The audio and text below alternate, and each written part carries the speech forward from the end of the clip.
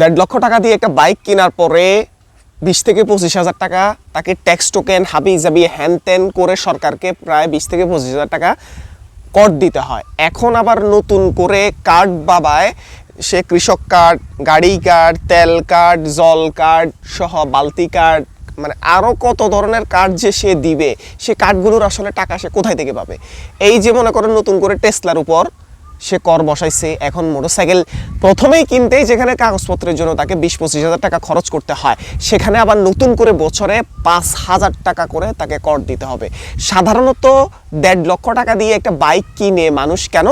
কারণ তার যাতে গাড়ি ভাড়াটা বাঁচতে পারে, সময় পৌঁছাইতে পারে, তার বিপদে আপদে যখন কোনো গাড়ি পাবে না সে যাতে নিরাপদে নিজের মতো করে সে জায়গায় পৌঁছাইতে পারে, নিজের প্রয়োজনটা মিটাইতে পারে।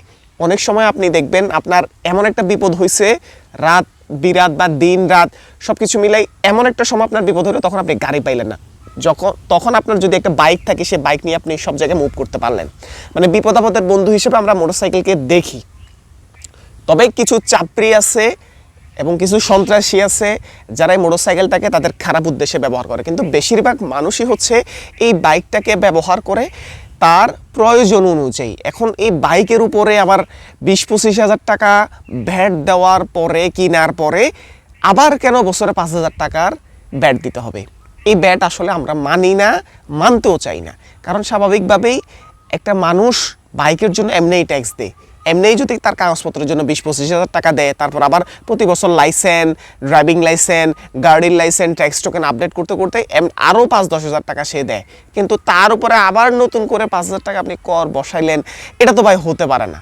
আপনি কার্ড দিবেন, এই কার্ড সেই কার্ড, বালের কার্ড সোলের কার্ড দিবেন, ভালো কথা দেন, কিন্তু কথা হচ্ছে যে আপনি আপনার মতো করে আয়ের উৎস জোগাড় করে দেন না, অসুবিধা তো নাই।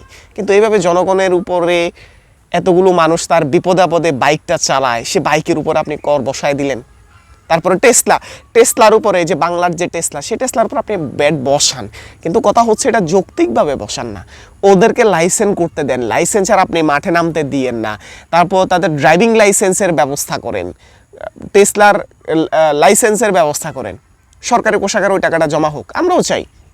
তাদের যে বেপরোয়া যারা লাইসেন্স পাবে না, তারা এই টেসলা নিয়ে রাস্তায় নামতে পারবে না, ওই ব্যবস্থা করেন না। কিন্তু কথা হচ্ছে নিয়মতান্ত্রিকভাবে না করে আপনারা তো কার্ড বাবা হয়ে গেছেন, যার কারণে আপনাদের ওই কার্ডের টাকা দিতে, কৃষক card, family card, smart card, আরও কত ধরনের কার্ড যে আপনারা দিতে আসছেন না, এগুলো তো জাস্ট আপনাদের নামের জন্য। সে নাম করতে গিয়ে অন্যদের উপর আপনারা করের ভোজা চাপাইলে এটা তো হবে না। যাই হোক, এই বিষয়গুলো আপনাদেরকে বিবেচনা করতে হবে, না হয় এটাই আপনাদের মরার পর খাড়ার গা হতে যাচ্ছে। ভালো থাকবেন, আসসালামু আলাইকুম।